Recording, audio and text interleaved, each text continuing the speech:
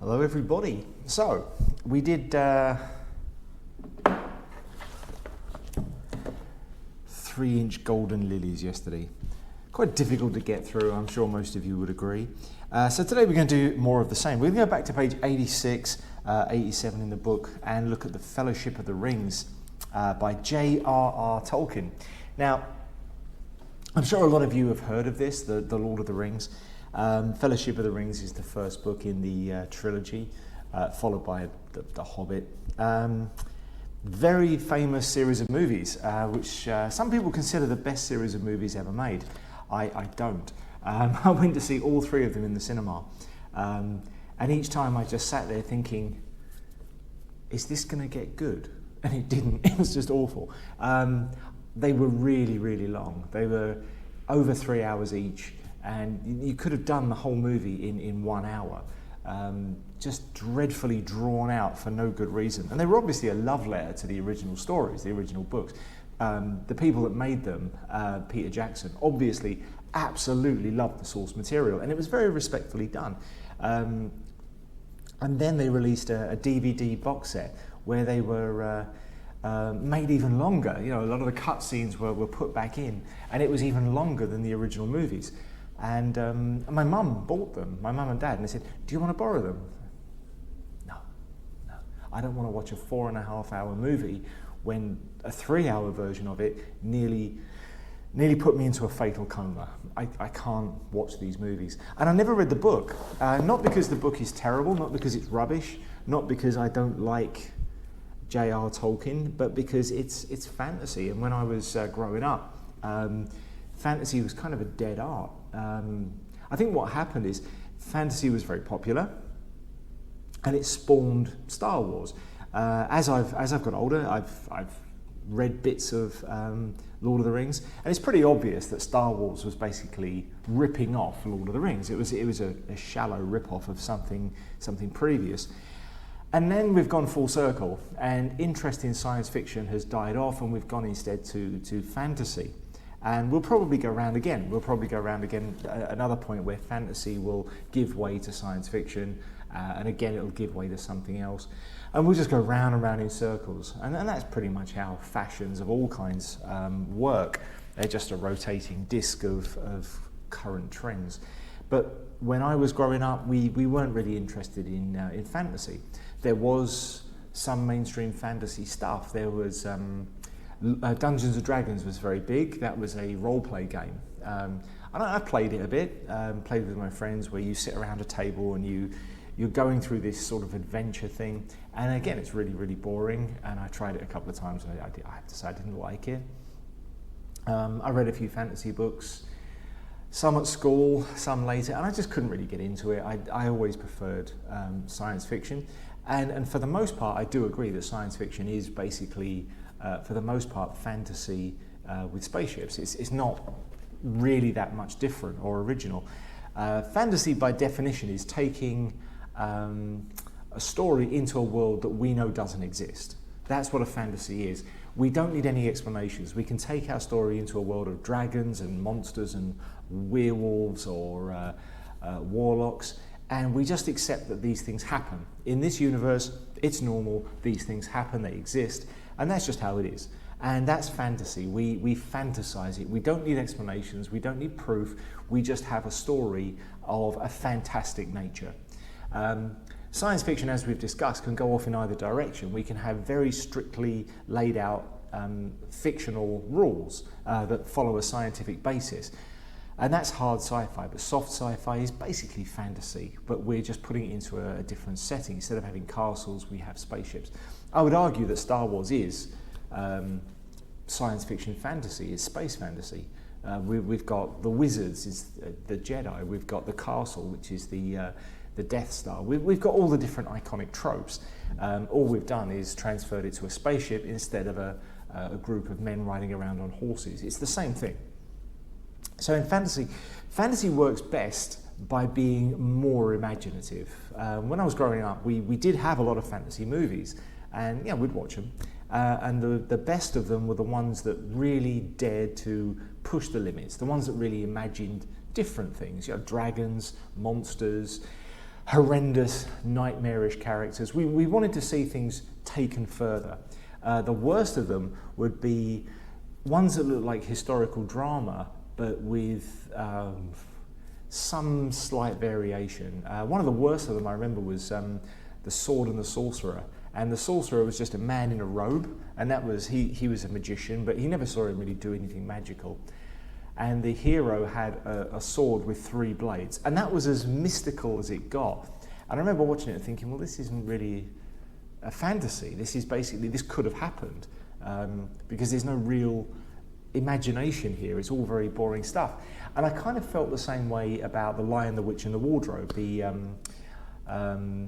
Narnia stories. I felt that they were borderline historical drama, because you've got nothing in there that really pushes the limits. We've got the protagonist in the first one is arguably a lion. It's like, well, it's a lion, and I know it represents England. The iconic symbol of the lion is there to represent England as a Jesus figure. There's a lot of allegory in those stories, but the Ice Witch. All right, she's cold.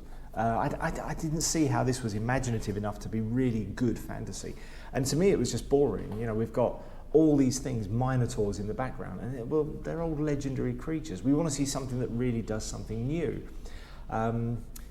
A film that came out when I was very young as well, Clash of the Titans, which has since been redone very, very badly, and you probably don't even remember the redo. And that was interesting. That took the stories of Greek legends, and it brought special effects to the movie. We had, for the first time on screen, Medusa with her hair all made of snakes. Things like that made it more interesting to us, because we could see new ideas, things that we hadn't seen before. And that's where I think fantasy shines. It takes these things and pushes them to the nth degree. I would also argue that something like Twilight is really fantasy. It's not science fiction, because there's no attempt at explaining any of this crap. Harry Potter, fantasy. So the point is, fantasy doesn't have to be set in a past. It can be set in the future. It can be set anywhere you like, so long as it's a fantastic setting beyond reality, and it's imaginative. The more imaginative, the better. The less imaginative, the worse it becomes as fantasy. It would be like a science fiction that was set here, and the only scientific element would be an advanced mobile phone. That's not a sci-fi. And there was a science fiction that did that, which was set in a school, and there was a few minor differences in technology, and it didn't feel like a science fiction, and it didn't get an audience, because most people agreed with me on that one. When we watch sci-fi, we want to see something scientific, we want to see something futuristic, we want to be taken into a future world, a version of reality. And it's the same, I think, with fantasy. We want to see something different. Tolkien did it very well. Lord of the Rings became the template by which all other fantasy was measured for hundreds of years, for decades. It was very well written, it was very well imagined. He did a lot of background work. He laid out maps of his world, Inner Earth. He laid out the different races, the politics between the different races. He even wrote the languages. I mean, this was an impressive body of work. More than just imagination, this had real foundation to it. And I think that's what made it popular. I would also argue that anything where we put in this degree of work is going to be more successful, because of the fact that when you put in the work in the background, you're more likely to put in the work in the foreground. So the story itself is going to be more developed as well. So this is all a big body of work that honestly I just found kind of boring. Very much like with Arthur C. Clarke, I just don't like it. I want to. That's why I went to see the movies. I really wanted to like it. I just didn't. So let's have a look at this excerpt from the Fellowship of the Ring. For those of you that haven't seen it, the ring is a symbol of evil. It was made by the most evil creature in the universe, and it held all of his power, and he lost it, which I don't really know how that would have happened. And anyone putting it on has all the power of evil. They turn invisible, but it's addictive. The power becomes addictive and turns people into sort of monster versions of themselves eventually. So they go out looking for this ring so they can destroy it and destroy the evil monster's ability to come to their world. So this is a short excerpt, very, very short excerpt. So if you go to page 86, we'll just quickly read through this. When every guest had been welcomed and was finally inside the gate, there were songs, dances, music, games, and of course, food and drink. There were 3 official meals: lunch, tea, and dinner, or supper. But lunch and tea were marked chiefly by the fact that at those times all the guests were sitting down and eating together. At other times, there were merely lots of people eating and drinking continuously from 11s until 6:30 when the fireworks started. The fireworks were by Gandalf. They were not only brought by him, but designed and made by him, and the special effects, set pieces, and flights of rockets were led off by him. But there was also a generous distribution of squibs, crackers, backrappers, sparklers, torches, dwarf candles, elf fountains, goblin backers, and thunderclaps. They were all superb, the art of Gandalf improved with age. There were rockets like a flight of scintillating birds, singing with sweet voices. There were green trees with trunks of dark smoke, their leaves open like a whole spring, unfolding in a moment, and their shining branches dropped glowing flowers down upon the astonished hobbits, disappearing with a sweet scent just before they touched the upturned faces. There were fountains of butterflies that flew glittering into the trees. There were pillars of coloured fire that rose and turned into eagles, or sailing ships, or a phalanx of flying swans. There was a red thunderstorm and a shower of yellow rain. There was a forest of silver spears that sprang suddenly into the air with a yell like an embattled army and came down again into the water with a hiss like 100 hot snakes. And there was also one last surprise, as Gandalf intended. The lights went out. A great smoke went up. It shaped itself like a mountain seen in the distance and began to glow at the summit. It spouted green and scarlet flames. Out flew a red golden dragon, not life-size, but terribly lifelike, and he whizzed 3 times over the heads of the crowd. They all ducked, and many fell flat on their faces. The dragon passed like an express train, turned on a somersault, and burst over Bywater with a deafening explosion. So, we have no context. All we know is that this is happening. We're not sure why. We're never told. It's a very descriptive piece. And you can see the difference with the other pieces in the book. This is nicely described. This gives us a lot of colour. We don't have much of a human background to this in terms of how people were reacting to it or anything like that. But really, this is not long enough for us to make any of those kind of conclusions. So we don't know. It's very descriptive. It's very nicely written. It is very, very well done. This is a very professional piece of work, which is why it stood the test of time and it's still read and appreciated today. You can tell every word is dripping with quality. It's just a bit boring because I don't like fantasy, and that's just a personal take. I don't like fantasy. I think if I did, I would absolutely love this book. Most people I know who have read it do love this book. It's just a personal thing. I don't want to invest my time in it. So, understanding the text, we've got a few questions. Oh, there's only 9 through 12. Wow, 4 questions. It almost doesn't seem like there's any point doing them, does it?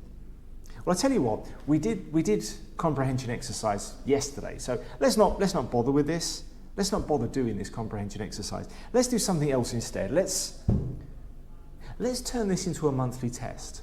Let's have this as a monthly test. So if you go to Google Class, yeah, let's do this. Go to Google Class and there's a monthly test laid out where you'll have to read this and answer some comprehension questions. There may be some vocabulary and a whole load of grammar questions too, just to be a bit more fun, just to be a bit more interesting than if we just did more of the same as we did yesterday. Let's do that. So, okay, go to Google Class, answer the questions, and we'll have a monthly test. That'll be fun, won't it?